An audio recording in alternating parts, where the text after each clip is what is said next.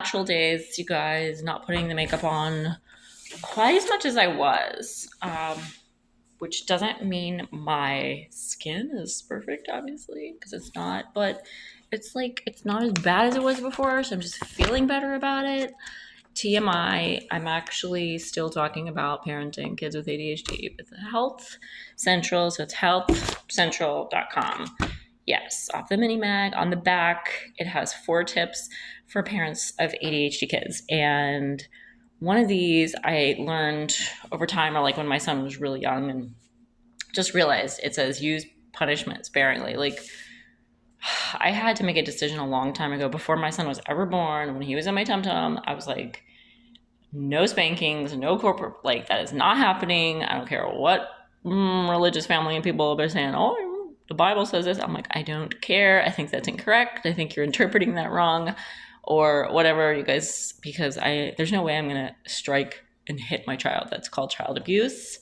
And I know what it's like personally from experience on me and how it feels, and that is not, and you know what, I'm not judging everybody else, because I understand there's a lot of parents out there who do it with love and it's not like super bad.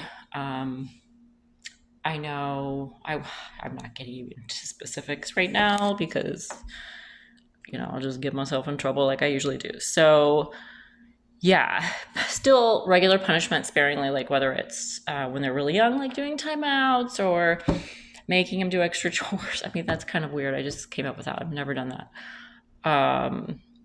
We've done more like taking things away that he loves to do, whether it's a video game or, a certain whatever that he loves to do. It's like, okay, but it's always comes with like warnings. Like, it's not just like, oh, this is happening. It's like, hey, I asked you, you got to listen to me on this because this is important. Here's why.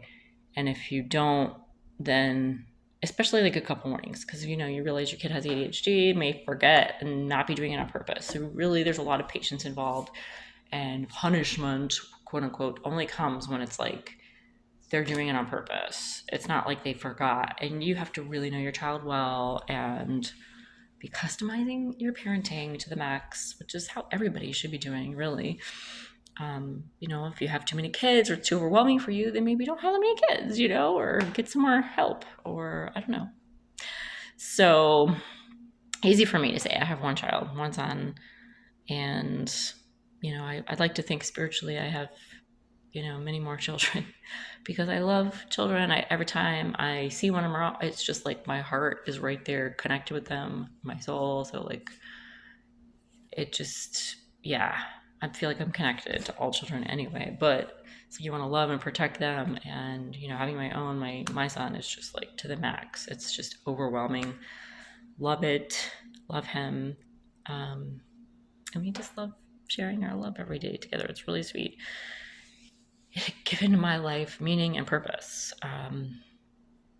far beyond what I could have imagined. I'm just so grateful that God blessed me with him. So that's why this is important to me. Whether your kid is ADHD diagnosed or not, or you just notice there's these symptoms, they're a real person. They're not just some zombie you're trying to raise looking like the rest of society, right? You want them to be a stand-up individual and be unique and have a voice and not be afraid to be themselves. And that's really what I pour into my son every day. And just like, you're loved. It doesn't matter what you do, like how you mess up, whatever it is. Like, I'm going to be there and love you always. So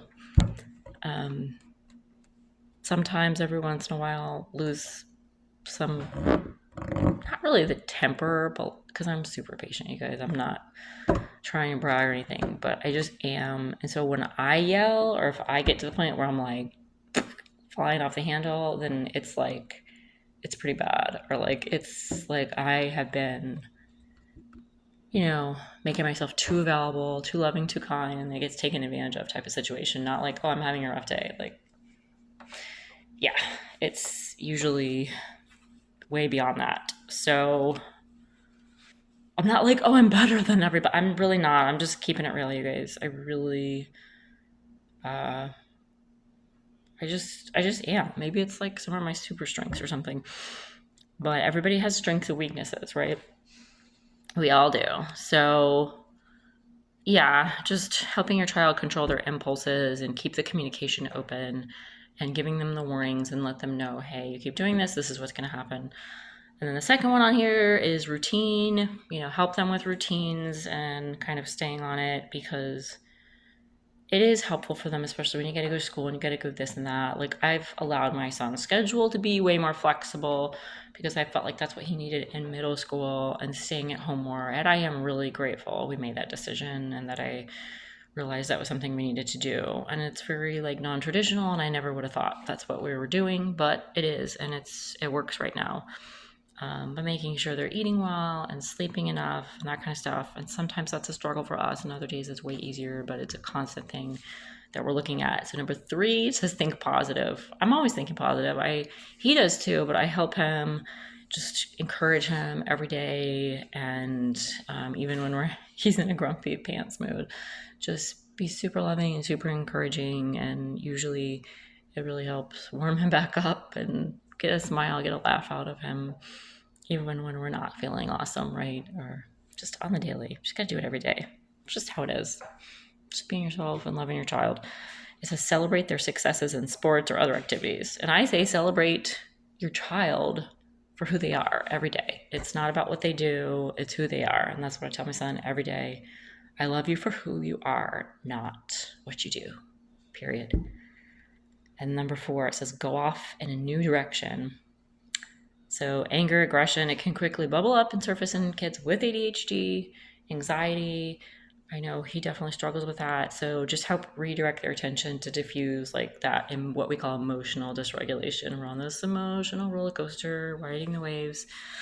If they're frustrated over math homework, it says suggest a break to work on an art project for a bit. Such great idea. We do stuff like that all the time. Usually I have to just get us outside. It's the easiest way, because a lot of times when I suggest like a creative exercise like art, I mean, he has an art class, so it's like we have stuff we need to do for that, and he doesn't really look at it as fun anymore. When he was younger, it was like a break, and now the break is really just getting outside and like moving our body, movement, exercise, snack break, playing with the dog outside, one of those. And it really helps just break up everything else you have to do and get your body moving and grooving, and everybody feels better. I'm better, he's better. It's a win-win. So for more information on these points and other ADHD tips, just go to healthcentral.com. It says /ADHD guide, but I checked that and the link wasn't working. So just go to healthcentral.com and then you can see all the ADHD info. And yeah, let me know on here if you guys have any other tips or questions for me. And as always, you can always email me at crystalblackpurepodcasting@gmail.com. Peace.